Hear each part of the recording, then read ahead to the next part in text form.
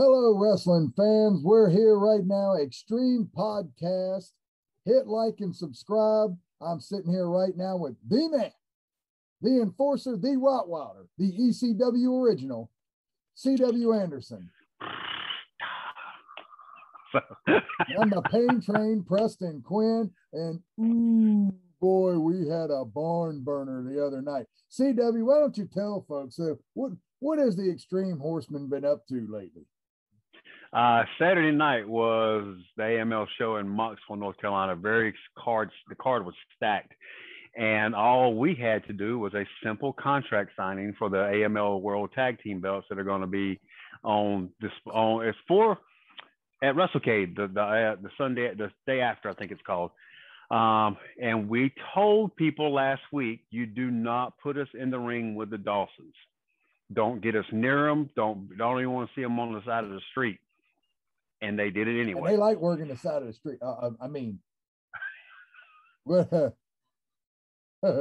That's for another podcast. Yeah, they don't make a lot of money with that. So the deal was set up. They had the table. They had the tag team championship sitting out there for everybody to see, right? And they put that first thing on the show. Big old show coordinated with the Smart Car Series, with NASCAR, Jeff Hammond in the house, Barry Windham, Extreme Horseman alumni in the house, and boom, first things first, Dawsons go out. What happens? Dawsons go out, crowd does not, rightfully so, the crowd doesn't like the Dawsons. I mean, nobody likes the Dawsons. And then our music hits, we came out to a thunderous ovation. That was probably the biggest pop we've had so far, man. I think people are really starting to get emotionally invested in us and what we're trying to do. The thing I've said before, and I say it all along, I know when you and I step through that curtain, somebody is getting that ass whooped. Yeah. It doesn't matter who's in the ring with them, point blank. And this time it just happened to be the Dawsons. Now, with that being said, there's a thing about the Dawsons. They are a really good tag team, really good brothers. They're brothers, shoot brothers, twins, really good tag team. And I can honestly say, in a street fight, standing up, it's something I really don't know if I want to stand up with the Dawsons in a street fight, because these guys are bouncers. They fought their entire lives. Yeah. Hand to hand, I don't know if I want to do that with them. Yeah. That's why, on the ground, I'm really comfortable. Wrestling, I'm way more comfortable. Yeah. Stand up, I know my limits. I know what I can and can't do. And straight up fist fight with the Dawsons, yeah, I don't know if I want to just stand there and trade blows. Yeah, there's some big dudes. You're bigger than I am, height and size wise, so you would stand a far better chance than I would. What was the first thing I did?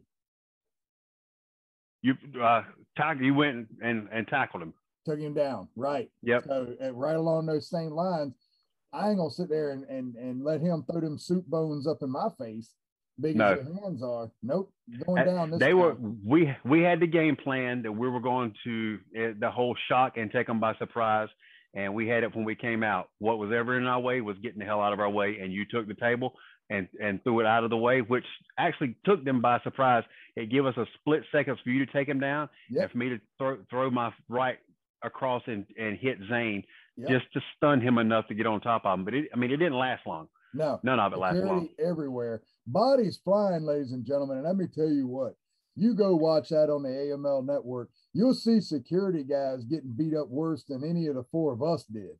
I'm gonna tell you right now, them poor fellas went in there and they got fat lips, black eyes, lumps all over their heads, legit. I'm telling you, you go watch and you see, I seen people's heads snapping back, getting hit, trying to contain Zane. I was hitting guys that was trying to contain me. It was chaos for about 1 minute. It was the longest minute of my life because I swore up and down I was going to put some chicken tenders on that ring.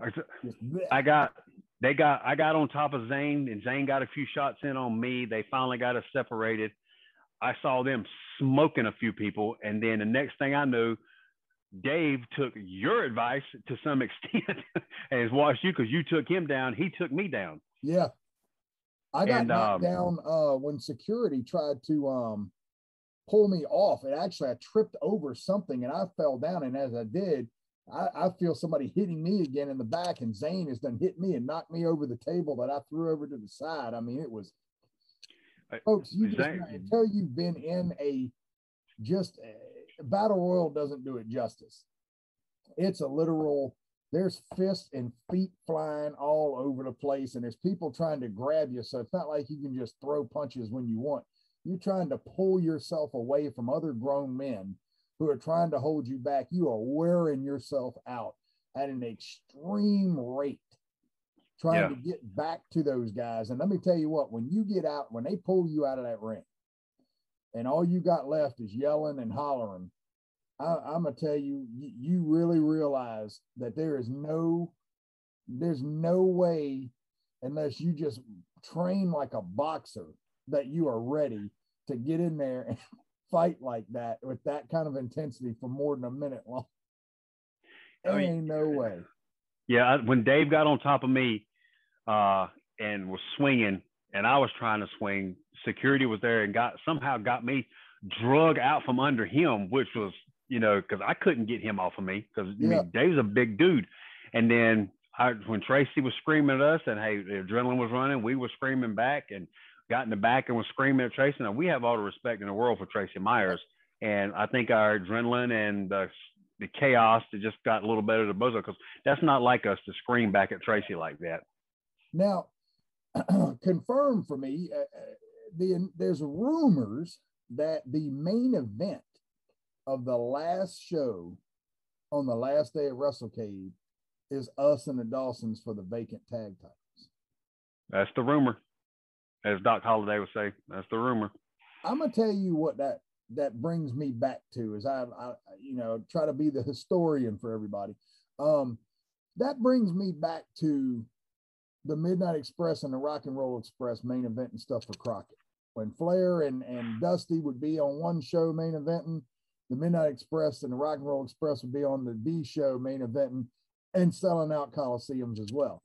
That is a huge testament to AML for allowing 4 grown men to air their grievances publicly and barely hold us accountable, I guess you could call it, for our actions. They don't want fans getting hit and stuff like that, but they're basically like, y'all are 4 grown men.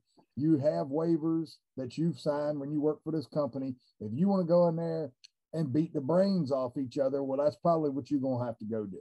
And I think they've come to that realization, and they want to see the fruition of it at the day. They're going to see it through. They're going to, it started out as something normal and has exploded into this complete hatred of the Dawsons and the Extreme Horsemen, who's a part of the lineage right now with George South. And, we got reprimanded in the back. We got screamed because we got actually kicked out and told to go home and basically cool off. Yeah, we didn't get to see the rest of the show. He threw the Dawsons out. They were gone. And then we had our stuff, and he threw us out, or he asked us to leave very aggressively, I should say. So, but you're right. It does a testament for what we have going on, because the people know it's only going to end one way. I mean, there's got to be a winner, there's got to be a loser, and we both won, we both lost in different ways. But it's going to be a pro wrestling. You and I thrive at professional wrestling. We can scrap, we can brawl, we can do whatever. Do we like to do that at times? No. Right. I used to when I was younger, but now our thing is tag. It's tag team wrestling, and we have a very good shot. And we believe in ourselves. We still believe we're the best tag team in the world. But when it's straight to pro wrestling, which we're going to hold that card, you can't beat us. Yep, 100%. If we can get them on our home turf, to say, and we can get in there and do our in and out and our double teaming and keep them off balance, keep them on our side of the ring. I think we walk home with the tag titles. And that says a lot for us, because the world has been pushed in professional wrestling to singles. Everything's singles. Everything's a singles. And we are the most talked about thing, tag team wrestling. Yeah, because it's different. What's old is new. I mean, and not to gloss over, man, this is the road to Wrestlecade, ladies and gentlemen. The biggest event in all of independent wrestling is Wrestlecade. 12,000 people over the course of 3 days in and out of the Benton Convention Center in Winston-Salem, North Carolina. Thanksgiving weekend every year, host of the biggest show, and me and CW privileged enough to main event the last match on the last day to bookend the biggest show. Closing it. Yes.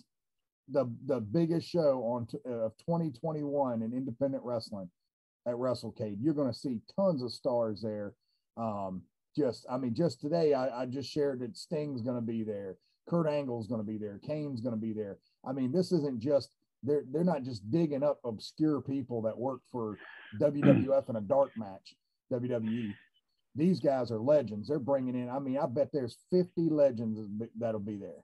Let me tell you how popular, and I know you're going to say Arn Anderson. When you said the word Arn, I know you had that. Oh, yeah. Wrestlecade is so popular, and Wrestlecade is such a great event that it's just going on the eighth or ninth year. I think it's the eighth.